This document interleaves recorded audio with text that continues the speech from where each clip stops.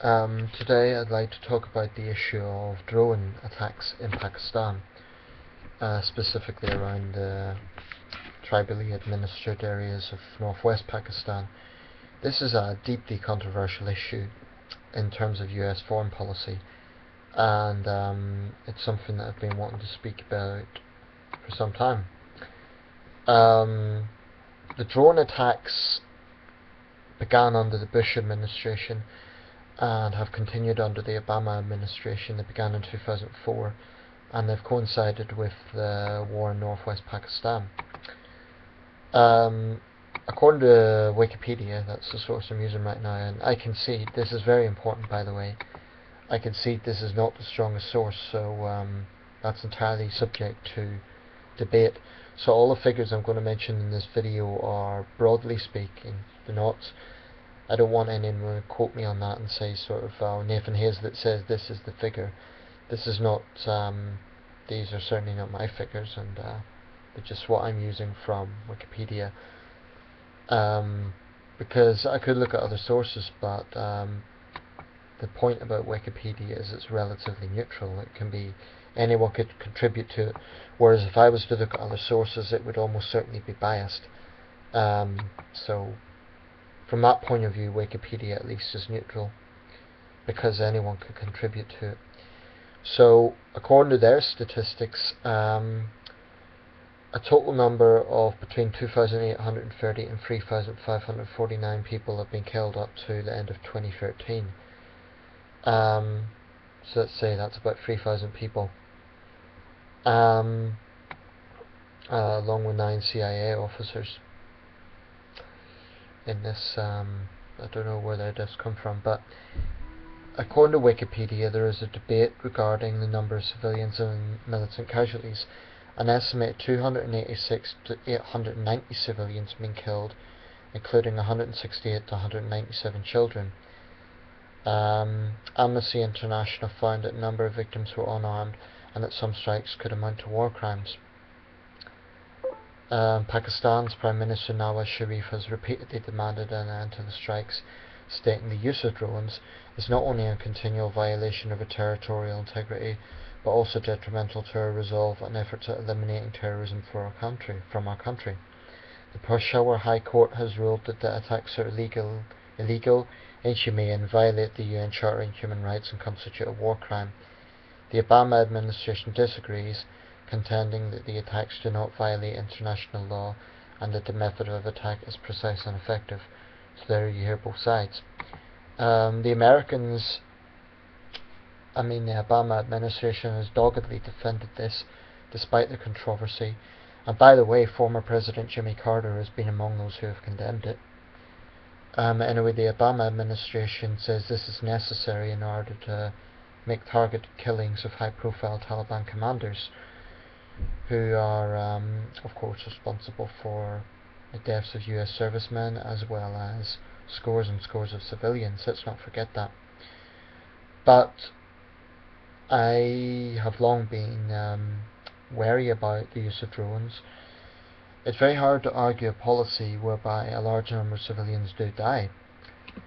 And I hate terms like collateral damage or oh well, it's unfortunate they're sort of a byproduct of precision bombing, so called. I fully suspect that groups like the Taliban wouldn't think twice about hiding behind civilians, so I don't think they have any moral credibility in this debate. But nevertheless, the US is the world's most powerful country and is raining bombs on one of the poorest parts of a pretty poor country, so it's hard to see the US having much moral credibility either. There are a few angles I'd like to take with it. Firstly, Nawaz Sharif's claims. I can understand him as Prime Minister saying that, and it is a fair point. When the US is saying, oh, we're going to do this no matter what, that is an insult to Pakistani sovereignty, and it does say to the Pakistanis, this is not a level playing field, we're going to do what we want no matter what you think. You can imagine if the situation was reversed and Pakistan was to bomb a Western country and not give a damn what a Prime Minister thought. So it is very arrogant for the Americans to take that sort of position. I do think this is going to cast a dark legacy over the Obama administration. So I would like to see a way to take on the Taliban without the usage of drones. Now, defenders say this does work. It does eliminate very cold term, but this is outright war. It does take out the top level commanders of Taliban groups, Taliban factions that are very influential in the area, and therefore it greatly weakens the movement. The problem is, and I think Nawaz Sharif understands this, all it really does is act as a recruiting tool. Now, Imran Khan, the Pakistani politician and former cricketer, is trying to talk about peace and bring the Taliban into negotiations. I think it's very hard to do that whilst drones are going on. Having said that, I don't entirely trust Imran Khan, and for him to act as a cheerleader for a vicious, brutal organisation like the Taliban definitely makes me. I know he's not a Taliban himself, but for him to show any sort of sympathy to a group like the Taliban would definitely put question marks over his candidacy. I'm talking in terms of geopolitical relations. His candidacy for any future premiership or presidency of Pakistan. Another problem with the whole drones debate is it does distract from the fact that Pakistan is a country that's been plagued by violence for at least a decade, longer, but let's say at least a decade. And whilst the drones issue is very important, I think it's getting disproportionate attention. I can understand why, because the US is involved, but if you look at it this way, in the war in northwest Pakistan, over 60,000 people have been killed, and 60,000 is a conservative figure. It could be a lot higher than that. Killed in sectarian violence, killed in terrorist attacks at the hands of various groups, not just the Taliban, other groups as well, but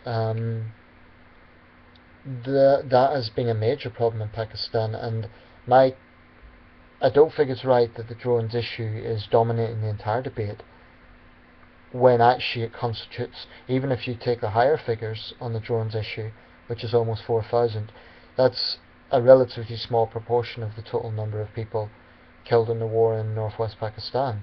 And I think that is significant, because what it does is it detracts from other forms of violence in the country, and I think some Pakistani politicians are taking advantage of it purely for political reasons. I think less so for humanitarian reasons, because if they really cared about humanitarian issues, they would also be doggedly talking about sectarianism in Pakistan and violence against minorities, for example. Now, why is the issue of violence against minorities not raised as much as the drone issue?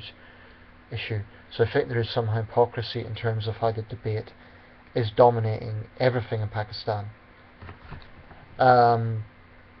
Having said that, like I say, I believe that it is not giving the US any moral high ground, even though probably the majority of fatalities are militants. Whenever civilians die, that definitely puts moral questions on whatever the US is doing. Now, there is an argument to be made that in war, that is the nature of war. Innocent people die. It's a brutal fact. But it's easy for me to say that in the comfort of a peaceful part of the world. I have no doubt that if I was a poor Pakistani farmer or tribesperson and I'd lost half my family to a drone attack, I wouldn't exactly have glowing feelings about the United States. So we shouldn't be under any illusions as to what that does in terms of winning hearts and minds. And far too often America does rely on its military might. And the Obama administration hasn't done a great deal to get away from that stereotype. It's just as a raw power that more often than not the US military tends to use. So in conclusion, I think there should be a lot more debate on alternative methods of taking on the Taliban that would be resulting in a lot fewer civilian fatalities. I think it's impossible to say there'll be no civilian fatalities, because there are situations where the Taliban use them as a shield. That's a fact. Um, and that puts US forces in an almost impossible position. Nevertheless, there should at least be debate about more effective methods. In terms of the sovereignty issue, Pakistan has as much right to sovereignty as any other nation. However, I still think Pakistan has tough questions to answer in terms of, for example, why bin Laden was hiding in urban complex for, what was it, 4 or 5 years? And that is significant because although he was only one person, he was a very influential person, obviously. And it does suggest Pakistan is playing double games.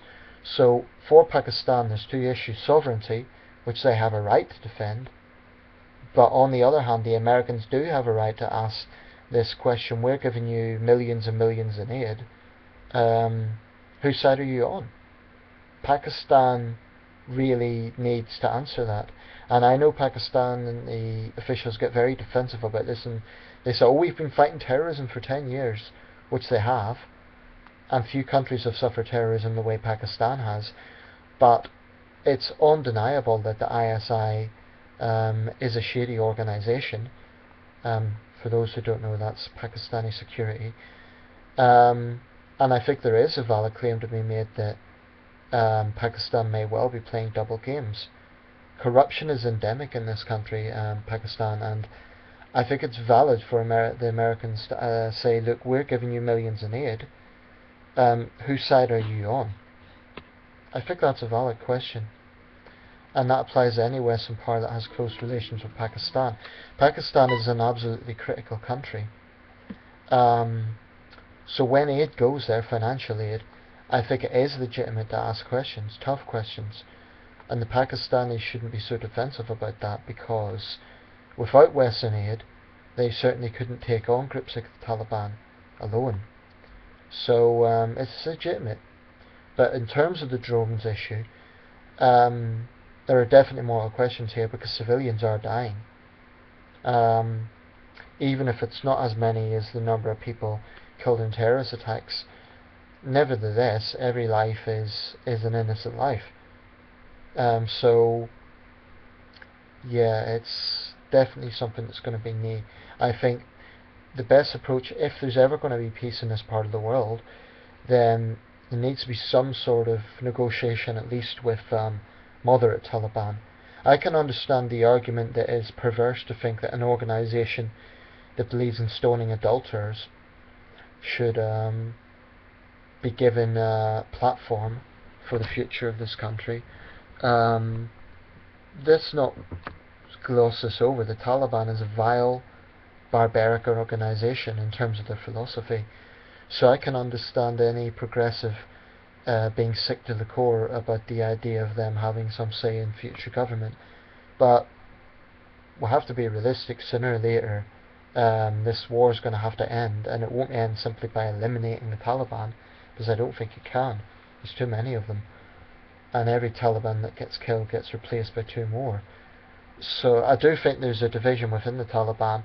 There's those hardcore ideologists, and then there's more recent Taliban recruits who are just, in many cases, unemployed young men who are have little other choice. They're doing it almost as a career move.